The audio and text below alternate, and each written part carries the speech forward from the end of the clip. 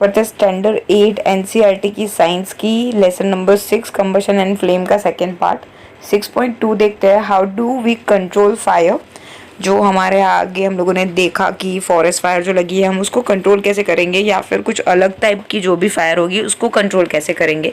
You must have seen और the heard of a fire breaking out in the home, shop और the factory. आपने सुना ही होगा घर में, शॉप में या फिर फैक्ट्री में कहीं ना कहीं आग लग जाती है।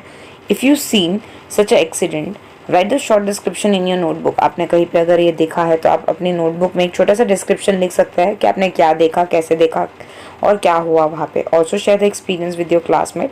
और अगर आपने ऐसा कुछ देखा है तो आप अपने क्लासमेट के साथ वो एक्सपीरियंस शेयर कर सकते हैं। Find out the telephone number of the fire service in your area. आपको टेलीफोन नंबर्स की जो डिक्शनरी आती है वो लेनी है, उसमें से फायर सर्विस का नंबर कौन सा होता है वो आपको पता लगाना है। If a fire break out in your house और in your neighbourhood, the first things to do to call the fire service. जब भी आपको लगे कि आजू बाजू एरिया में आपके घर में आग लगी है तो आपको फायर सर्विस को पहले कांटेक्ट करना पड़ेगा।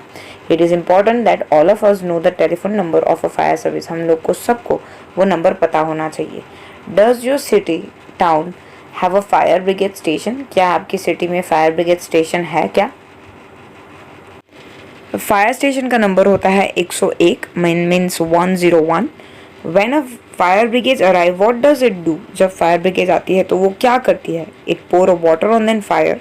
जनरली वो जहाँ पे आग लगी होती है वहाँ पे पानी का छिड़काव करती है। Water cools the combustion material so that it temperature is the brought down to the ignition temperature. पानी के वजह से जो सब्सटेंस जो जलते हैं उसका इग्निशन टेम्परेचर कम हो जाता है, इसकी वजह से वो बुझ जाता है। This prevent the fire from spreading. इसकी वजह से फायर स्प्रेड नहीं होती है। Water vapour also surround the combustible material helping in cutting of the supply of the air. और जो पानी की जो वेपर होती है या फिर पानी होती है वो कंबस्टेबल सब्सटेंस को जलने से रोकती है क्योंकि उसको एयर का सप्लाई नहीं मिल रहा होता है। So this way fire is extinguish और फायर बुझ जाती है। You have learn that there are the 3 essential requirement for producing fire. 3 चीज़ें होती है जो फायर को लगाने में मदद करती है। आप लिख सकते हैं उसकी जगह पे, that is a fuel, air और दूसरा होता है टेम्परेचर या heat. Okay, fire can be control by the removing one और मोर दिस रिक्वायरमेंट। ये तीनों ऑब्जेक्ट में से अगर मैं एक भी निकाल दूँ तो फायर स्टॉप हो जाएगी। The job of a fire extinguisher is to cut off the supply of the air.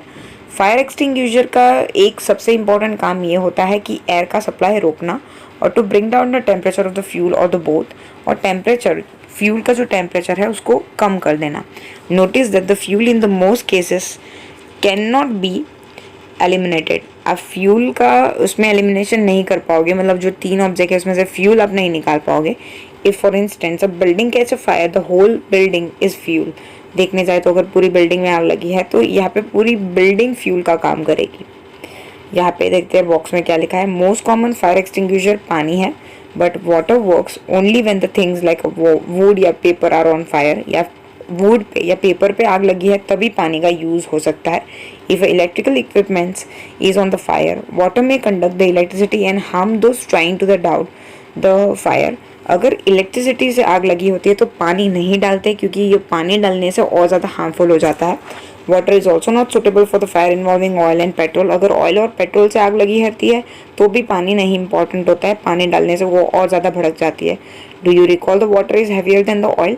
तो पानी के ऊपर ऑयल तैरने लगेगा, उसकी वजह से जो आग है वो जलनी और ज़्यादा भड़कीली हो जाएगी। सो पानी के अंदर ऑयल सिंक नहीं होगा और वो ऊपर बर्न होता रहेगा और वो टॉप मोस्ट लेयर जलता रहेगा। For fire involving electrical equipments and inflammable material जैसे कि petrol, carbon dioxide, best extinguisher है CO2। देखने जाए तो जब भी अगर पेट्रोल या कार्बन डाइऑक्साइड या कोई भी इन्फ्लेमेबल सब्सटेंस से अगर आग लगी होती है तो उसके लिए कार्बन डाइऑक्साइड सबसे बेस्ट होता है उसको बुझाने के लिए। CO2 एक्चुअली ऑक्सीजन से ज़्यादा भारी होता है, ये पूरा ब्लैंकेट जैसा बना देता है फायर के ऊपर। Since the contact between fuel और oxygen is cut off, fire बंद हो जाती है। The added advantage of the CO2 is that it's most cases it does not harm the electrical equipment. CO2 का सबसे बड़ा एडवांटेज ये है कि CO2 जो इलेक्ट्रिकल इम्प्लीमेंट्स हैं उनको ख़राब नहीं करता है, हार्म नहीं पहुंचाता है। How do we get the supply of the carbon dioxide. तो हम लोग ये कार्बन डाइऑक्साइड का सप्लाई कहाँ से ले। मैं एक और चीज़ आपको बता दूं कि अगर इलेक्ट्रिसिटी से अगर आग लगी है तो आप सैंड को भी डालोगे तो भी वो इलेक्ट्रिसिटी से जो भी आग लगी है वो बुझ जाएगी। It can be store at the high pressure at the liquid in the cylinder. आपने ऐसे सिलेंडर देखे होंगे, पिक्चर में दिख रहे होते हैं, ये एकदम ऐसे सिलेंडर के अंदर भरा जाता है लिक्विड फॉर्म में डाल के। In what form is LPG store in the cylinder, वैसे ही सेम फॉर्म में जैसे एलपीजी स्टोर होता है सिलेंडर में वैसे डाला जाता है। When the release from the cylinder, CO2 expand enormously in the volume and cool down। जब उसको स्प्रे किया जाता है तो CO2 एकदम फैल जाता है और आजू बाजू एरिया को ठंडा कर देता है। So it does not only form a blanket around the fire but it also bring down the temperature of the fuel. ये सिर्फ फायर को नहीं बंद कर देता है, उसके आजू बाजू ब्लैंकेट नहीं क्रिएट कर देता है, ये टेम्परेचर को भी लो डाउन करने में, ब्रिंग डाउन करने में मदद करता है। दिस इज वाई ये सबसे बेस्ट फायर एक्सटिंग्विशर माना जाता है। Another way to get the CO2 is to release a lots of dry powder of the chemical like sodium bicarbonate और potassium bicarbonate near the fire. This chemical give off the CO2। देखने जाए तो दूसरे है CO2, दूसरे वे है CO2 को पाने के कि आप सोडियम बाइकार्बोनेट या पोटेशियम बाइकार्बोनेट का जो ड्राई पाउडर है उसको स्प्रेड कीजिए, क्योंकि इसी से CO2 बाहर प्रोड्यूस होगा केमिकल रिएक्शन से, और CO2 प्रोड्यूस हो जाने की वजह से फायर बंद हो जाएगी। 6.3 पढ़ते हैं type of combustions. Bring burning matchstick और the gas lighter near the gas stove. क्या होगा, बट ऑब्वियस उसका जो नॉब होगा वो बर्न होना शुरू हो जाएगा, मतलब जलना शुरू हो जाएगा। क्वेश्चन है, do not handle the gas stoves yourself. आपके पेरेंट्स की मदद लेनी है आपको। We find that gas burn rapidly and produce heat and light. जो गैस होता है वो जलता है और कंटिन्यूसली हीट और लाइट प्रोड्यूस करता है। इसको बोलते हैं जो इंस्टेंटली जल जाए और हीट और लाइट प्रोड्यूस किए एकदम रैपिडली, तो उसको रैपिड कंबशन बोलते हैं। देयर आर द सब्सटेंस जैसे कि फॉस्फोरस है, वो रूम टेम्परेचर पे ही जलना शुरू हो जाता है, तो इसको बोलते हैं rapid combustion. Type of a combustion in which material suddenly burst into the flame without application of any apparent causes, उसको स्पॉन्टेनियस कंबशन बोलते हैं। यहाँ पे ऐसे सब्सटेंस होते हैं जिनको आग की ज़रूरत भी नहीं होती है और वो अपने आप से ही रूम टेम्परेचर पे ही जलना शुरू हो जाते हैं, मतलब इंस्टेंटली बर्स्ट हो जाते हैं फ्लेम के अंदर without any applications of causes, बिना किसी रीज़न के, तो उसको स्पॉन्टेनियस कंबशन बोलेंगे। Spontaneous combustion of coal dust has result in many disastrous fire. Coal mine के अंदर एक्चुअली ये सारी फायर देखने को मिलती है कि एकदम सडनली कोल के जलना शुरू हो जाने की वजह से बहुत ख़राब फायर लग गई हो। Spontaneous forest fire are some of due to the heat of the sun और due to the lightning strike. कभी कभी जो बिजली होती है वो गिरने की वजह से या फिर सन की वजह से फॉरेस्ट फायर जो अकर होती है वो भी एक स्पॉन्टेनियस कंबशन का एक एग्जांपल है। However most forest fire are due to the carelessness of the human being. Most of the आज की जो फॉरेस्ट फायर के बारे में बात करें तो ह्यूमन बीइंग की केयरलेसनेस का सबसे बड़ा एक रीज़न है। It is important to remember that the camp fire must be completely extinguished before living the forest after picnic और द विजिट। कैंप फायर जो भी होती है, जब आप वो स्पेस छोड़ो तो आपको बुझा के निकलना है, ऐसा नहीं है वहीं पे जले रहने दे और इसकी वजह से फॉरेस्ट फायर का रिजल्ट हो जाए। We generally have a fire works on the festival day, specially Diwali के दिन पे हम लोग क्रैकर को जलाते हैं and suddenly reaction takes place with the evolution of heat light and sound. और सडनली वो चेंजेस होता है, एक गर्मी में, लाइट में, और एक आवाज़ आती है। Large amount of gas form in reaction is liberated, और बहुत ज़्यादा गैस फॉर्मेशन हो जाता है हवा में। सो ऐसे रिएक्शंस को एक्सप्लोजन बोलते हैं। एक्सप्लोजन जब होता है तो हीट लाइट एंड साउंड बहुत ज़्यादा अमाउंट में पास ऑन होती है एटमॉस्फेयर में। Explosion can also take place if the pressure is apply on the cracker. आप क्रैकर के ऊपर प्रेशर अप्लाई करोगे तो भी एक्सप्लोजन हो सकता है, फूट सकता है वो। 6.4 बात करते हैं फ्लेम। आपको एलपीजी की फ्लेम देखनी है, घर पे जो गैस होता है उसकी फ्लेम आपको ऑब्जर्व करनी है, कौन से कलर की होती है। आपको ये भी देखनी है, कैंडल लेनी है, उसको जलानी है और फिर देखनी है वो कौन से कलर की होती है। रिकॉल योर एक्सपीरियंस, और आपको नोटबुक में लिखना है 6.2 टेबल यहाँ पे लिखा हुआ है कि उसकी फॉर्म क्या होगी और अगर नई फॉर्म होगी तो कौन सी फॉर्म होगी। आपको यहाँ पे लिखा हुआ है, पूरा लिस्ट लिखा है, form of flame and does not form of flame. आपको यहाँ पे टिक मार्क करना है। Record your observations. फ्लेम दी हुई है, वो ब्लूइश कलर की है, देखने जाएंगे तो जो हमारे घर पे गैस यूज़ होता है, और यहाँ पे येलोइश ऑरेंजिश कलर की होती है कैंडल की। 6.5 स्ट्रक्चर ऑफ द फ्लेम देखते हैं। लाइट अ कैंडल, आपको कैंडल जलानी है बहुत ही ध्यान से। Hold a glass tube with a pair of a tong and introduce is one end in the dark zone of a non flickering. आपको ग्लास ट्यूब को पकड़नी है टोंग्स की मदद से और आपको एक एंड को ऐसे जलाना है जैसे पिक्चर में लिखा हुआ है, यहाँ पे दिखाया हुआ है। आपको एक एंड को यहाँ पे कैंडल की साइड पे जलाना है और दूसरी साइड पे आपको lighted match sticks near the other end of the glass tube, और दूसरी साइड पे आपको मैच स्टिक पकड़नी है। पिक्चर में दिख रहा है exactly. Do you see the flame, आपको फ्लेम दिखेगी। If so what is that produce the flame, और ये फ्लेम कैसे बनती है। Notice that the wax near the heated wick melted quickly, और देखने जाए तो जो विक के पास होगी, मतलब जहाँ पे वो कॉटन का धागा होगा, वहाँ पे जो वैक्स होगी वो जल्दी जल्दी पिघलेगी। क्यों?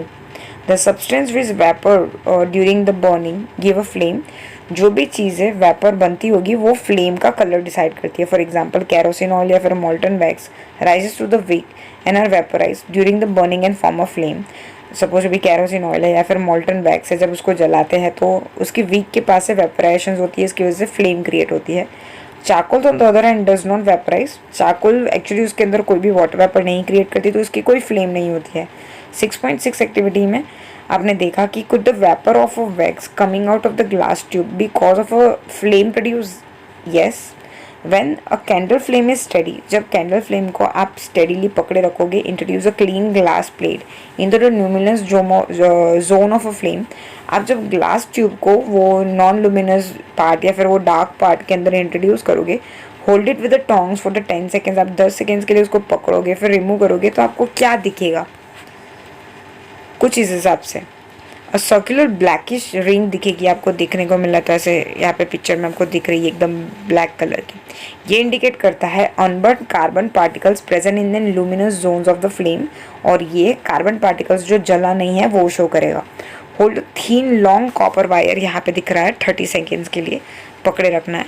Notice that the portion of the copper wire just outside the flame get red hot, जब तक रेड हॉट नहीं हो जाए तब तक आपको होल्ड करके रखना है। Does it indicate the non luminous zone of the flame has a higher temperature. देखने जाएंगे तो यहाँ पे उसका दिखाया गया कि अगर आप डार्क जोन में डालोगे तो वहाँ पे ज़्यादा वो चीज़ें जल जाएगी, और अगर आप येलोइश पार्ट में या फिर ऑरेंजिस पार्ट में लेके जाओगे तो वो उतना ज़्यादा नहीं जलेगा, उतना ज़्यादा हीट नहीं होगा वो जोन में। तो इस हिसाब से फ्लेम को आप डिवाइड कर पाओगे अलग अलग पार्ट में। In fact this part of the flame is the hottest part. और देखने जाएंगे तो नॉन लुमिनस जोन जो होता है, जहाँ पे लाइटनिंग नहीं होता है, वो सबसे हॉटेस्ट पार्ट होता है।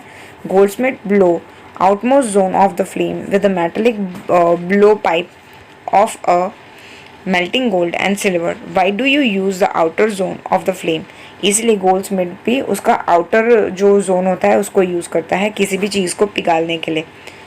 यहाँ पे जोन बताया हुआ है कि कौन सा जोन होता है। जो आउटर जोन है वो सबसे हॉटेस्ट पार्ट है, बीच वाला मॉडरेट होता है और नीचे वाला सबसे लीस्ट हॉट होता है। Outer zone completely complete combustion show करता है, दैट मीन्स वो ब्लू कलर की लाइट शो करेगा। ब्लू मतलब सबसे हॉटेस्ट पार्ट। बीच वाला येलो कलर का होगा, मिडिल जोन होगा, और जो ब्लैक कलर का होगा वो लीस्ट हॉट होगा, मतलब इतना ज़्यादा हॉट नहीं होगा। What is fuel? Recall the source of a heat energy for the domestical and the industrial purpose. Add mainly wood, charcoal, petrol, kerosene etc. इसको फ्यूल बोलते हैं एक्चुअली। जो अच्छा फ्यूल होता है वो एक अच्छे फ्यूल का अगर कैरेक्टरिस्टिक्स के बारे में बात करेंगे तो ये इजीली रेडीली अवेलेबल होना चाहिए मार्केट में, सस्ता होना चाहिए, बहुत ही इजीली ये बर्न हो जाना चाहिए। It produce a large amount of heat, और हीट बहुत अच्छी मिलनी चाहिए, और कोई भी रेसिड्यूज नहीं छोड़ना चाहिए। ये एक आइडल फ्यूल की एक डेफिनेशन है। There is a probably no fuel that is could be consider ideal fuel. अब भी देखने जाए तो कोई भी फ्यूल आइडल फ्यूल नहीं है। And it should took for the fuel which fulfil most of the requirement for the particular use. क्योंकि आइडल फ्यूल का मतलब ये हुआ कि हम लोगों ने ऊपर जो भी डिस्कस किया वो सारी क्वालिटी उसके अंदर होनी चाहिए। Fuel is differ in their cost, some fuels are cheaper than the other. कुछ कुछ फ्यूल होते हैं वो सस्ते होते हैं कंपेयर टू कुछ। देखने जाए तो पेट्रोल और डीजल में डीजल सस्ता होता है और जो पेट्रोल होता है वो महंगा होता है। Make a list of fuels familiar to you, जो सॉलिड, लिक्विड और गैस में हो। आपको 6.3 टेबल के अंदर सॉलिड, लिक्विड और गैस के अंदर जो भी फ्यूल अवेलेबल है वो आपको लिस्ट में लिखना है।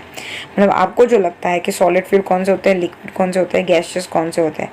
अगर आप एक एग्जांपल यहाँ पे देखोगे तो लिखा हुआ है कि सॉलिड में कोल आता है या फिर चारकोल आता है, लिक्विड में कैरोसिन, पेट्रोल, डीजल, और गैसेस में नेचुरल गैस, एलपीजी, सीएनजी। ये सारे एग्जांपल हो गए गैसियस फ्यूल के। अभी देखेंगे फ्यूल एफिशिएंसी। फ्यूल के अंदर कितनी शक्ति है उसको एनर्जी में कन्वर्ट करने की, इसको बोलते हैं फ्यूल एफिशिएंसी। सपोज यू वो asked to boil a given quantity of water using a cow dung, coal और एलपीजी एज अ फ्यूल। आपको फ्यूल दिया हुआ है, काउ डंग दिया हुआ है, कोल दिया है, एलपीजी, आपको पानी का बाउल दिया है, उसको उबालना है आपको, उसको ये गर्म करके इनको ये मतलब ये फ्यूल को यूज़ करके आपको पानी को गर्म करना है। विच फ्यूल विल यू प्रेफर, आप कौन सा फ्यूल यूज़ करोगे? बट ऑब्वियस मैं बोलूँगी LPG. You may take the help of your parents. Do these three fuels produce same amount of heat? No. सब अलग अलग टाइप की एनर्जी प्रोड्यूस करते हैं. The amount of the heat energy produced on the complete combustion 1 kg of fuel is called the calorific value. 1 kg fuel को जलने के लिए जितनी भी एनर्जी हीट ऑन बाहर होती है, जितनी एनर्जी रिलीज होती है, उसको बोलते हैं उसकी कैलोरीफिक वैल्यू. और कैलोरीफिक वैल्यू को किलो जूल पर केजी मीन्स उसको केजी पर किलोग्राम प्रेजेंट किया जाता है. 6.4 टेबल में सारे चीज़ों की अलग अलग फ्यूल की अलग अलग कैलोरीफिक वैल्यू यहाँ पे दी हुई है. काउडंग की 6000 to 8000, वुड की 17000 to 22000, वैसे करके सबकी लीज दी हुई है. नेक्स्ट बात करते हैं burning of a fuel due to the harmful product. जब भी हम लोग फ्यूल को जलाते हैं तो उसमें से बहुत सारे हार्मफुल एलिमेंट निकलते हैं जो एनवायरनमेंट के लिए बहुत ही डेंजरस होते हैं.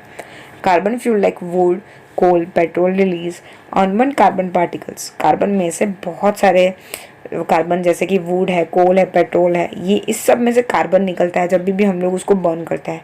And this fine particles are dangerous pollutant causing the respiratory disease such as asthma.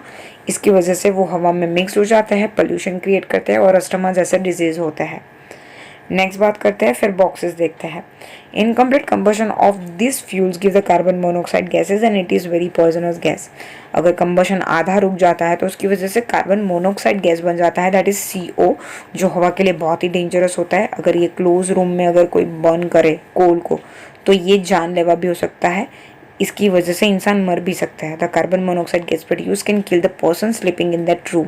अगर लेटा हुआ भी होगा, सोया हुआ होगा तो वो सोते सोते ही मर जाएगा. Also, that's why we are advised never sleep in the room with the burning or the smoldering coal fire it. अच्छा, इसीलिए यहाँ पे भोजों को लगता है कि इसीलिए एडवाइस किया जाता है कि जिस रूम में कोल को बर्न किया जाता है वहाँ पे नहीं सोना चाहिए. थर्ड देखते हैं combustion of the most fuel release the carbon dioxide in the environment and increase the concentration of the carbon dioxide in an air believe to be global warming. बहुत ज़्यादा कोल या फिर फ्यूल को जलाने की वजह से कार्बन डाइऑक्साइड हवा में बढ़ जाता है, उसकी वजह से ग्लोबल वार्मिंग जैसा इफेक्ट होता है. फोर्थ देखते हैं burning of a coal and diesel reach the sulphur dioxide gases. Coal और डीजल को जलाने से हवा में सल्फर डाइऑक्साइड गैस बढ़ जाता है और एक्सट्रीमली सफोकेटिंग और कोरोसिव गैस है ये. पेट्रोल जो इंजन के थ्रू हम लोग कार या मोटर कार में यूज़ करते हैं ये हवा के साथ मिक्स हो जाता है, नाइट्रोजन के साथ मिक्स हो जाता है. Oxide of sulphur and nitrogen dissolve हो जाता है रेन वाटर के अंदर और उसकी वजह से एसिड क्रिएट हो जाता है. इसकी वजह से एसिड रेन बन जाता है जो हमारे क्रॉप बिल्डिंग सॉइल के लिए बहुत ही डेंजरस है. हम लोगों ने इसके बारे में ऑलरेडी 7th स्टैंडर्ड में पढ़ा हुआ है. The use of a diesel and petrol as a fuel in an automobile is being replaced by the CNG. इसीलिए हम लोग को डीजल और पेट्रोल की जगह पे CNG that means compressed natural gas use करना चाहिए क्योंकि ये क्लीनर फ्यूल है, देखने जाए तो लीस्ट हार्मफुल है और बहुत ही स्मॉल क्वांटिटी में यूज़ होता है. बॉक्सेस देख लेते हैं. For a century wood was use as a domestical industrial fuel but now it has been replace by the coal and the other fuel like LPG. बहुत सालों तक हम लोगों ने वुड को डोमेस्टिकल और इंडस्ट्रियल पर्पस के लिए यूज़ किया, लेकिन आजकल हम लोग LPG यूज़ करते हैं. अभी भी गांव में देखने जाए तो पीपल अभी भी वुड का इस्तेमाल करते हैं क्योंकि वो इजीली अवेलेबल होता है, सस्ती प्राइस पे अवेलेबल होता है. Burning of would give a lots of smoke which is very harmful for the human being. जब भी हम लोग लकड़ी को जलाते हैं तो उसमें से बहुत ज़्यादा स्मोक निकलता है, वो ह्यूमन बींग के लिए बहुत हार्मफुल होता है. एक कॉज रेस्पिरेटरी प्रॉब्लम, इसकी वजह से सांस की प्रॉब्लम हो सकती है. Also the tree providers with useful substance which are lost when an wood is use as a fuel. जब वुड को फ्यूल की तरह यूज़ करेंगे तो ट्री जो बहुत इंपॉर्टेंट है, जो दूसरे काम में यूज़ हो पाएंगे, वो वेस्ट हो जाते हैं. मोर एवर ज़्यादा से ज़्यादा फॉरेस्ट कट करने पड़ेंगे वुड के लिए, सो डिफॉरेस्टेशन हो जाएगा जो हमारे एनवायरनमेंट के लिए बहुत ही डेंजरस है. Global warming is a rise in the temperature of the atmosphere of the earth. हम लोगों ने अभी बोला कि अगर एटमॉस्फेयर में CO2 ज़्यादा बढ़ जाता है तो उसकी वजह से ग्लोबल वार्मिंग हो जाता है. उसकी वजह से क्या होता है पता है, जो पोलर ग्लेशियर होते हैं, माउंटेन के अंदर बड़े बड़े जो बर्फ़ होते हैं वो पिघलना स्टार्ट हो जाता है. उसकी वजह से पानी, जो दरिया का पानी होता है, वो बढ़ जाता है. It's a rise in the sea level and causing a flood in the coastal area. और उसकी वजह से जो कोस्टल एरिया है वहाँ पे फ्लड आ जाता है. लो लेइंग कोस्टल एरिया में even permanently submerge under the water, और पानी बहुत ज़्यादा हो जाने की वजह से बहुत सारे एरिया पानी के अंदर डूब भी सकते हैं. Thank you so much. अभी तक आपने हमारी चैनल को सब्सक्राइब नहीं किया है तो सब्सक्राइब आइकन को क्लिक करके सब्सक्राइब कर दीजिए. कमेंट में ज़रूर बताइए वीडियो आपको कैसी लगी और लाइक करना मत भूलिएगा. Thank you so much.